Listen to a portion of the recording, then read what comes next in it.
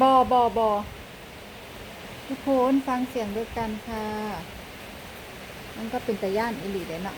ตอนนั้นเพิ่นยังมาถ่ายอยู่อืม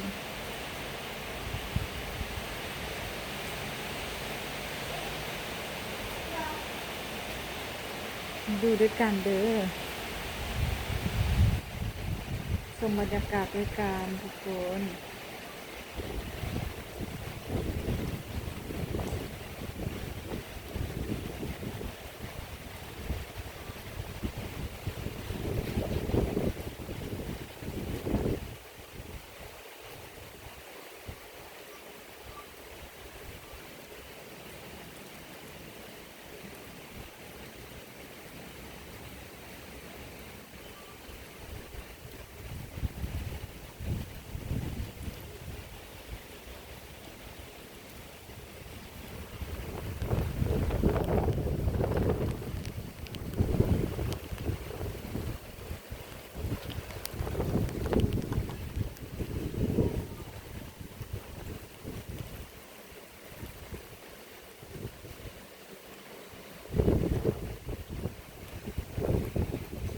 มื้ออื่นเนี่ยว่าสิออกไปหนองคาย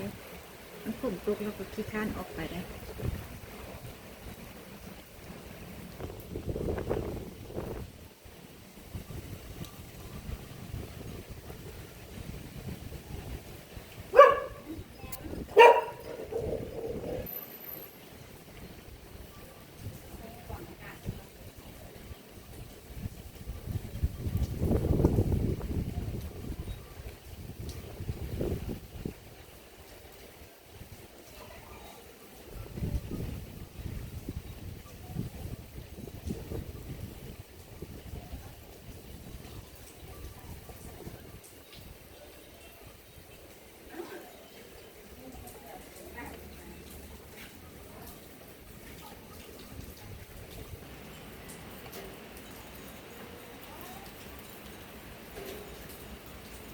ทุกคนธรรมชาติสวยงามธรรมชาติ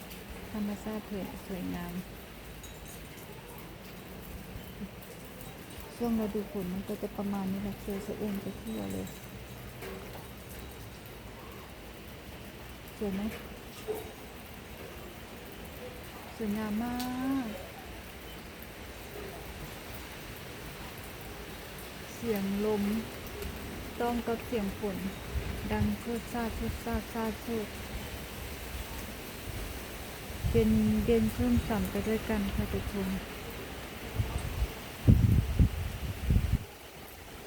ฟังเสียงฝนดังสนั่นหวั่นไหว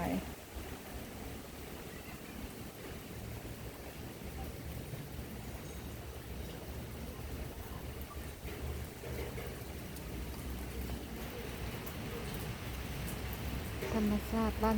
ธรรมชาติบ้านสวนของเรา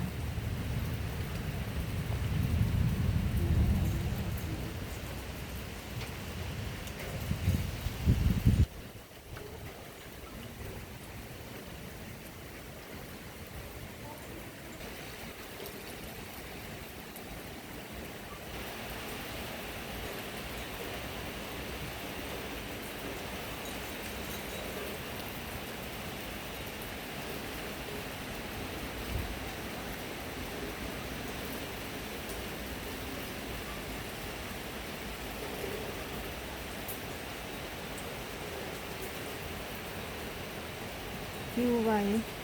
เอ็นกับสายลมเลยต้นอะโวคาโด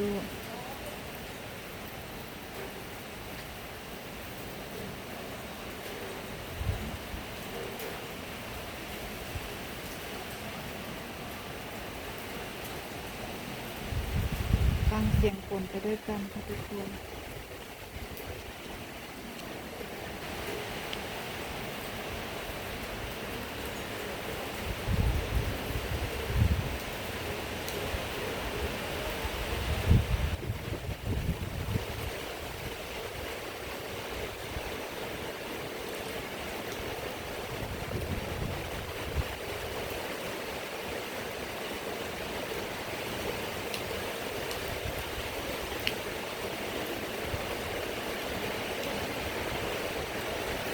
อบคุณทุกกำลังใจที่แวะเวียนเข้ามาหา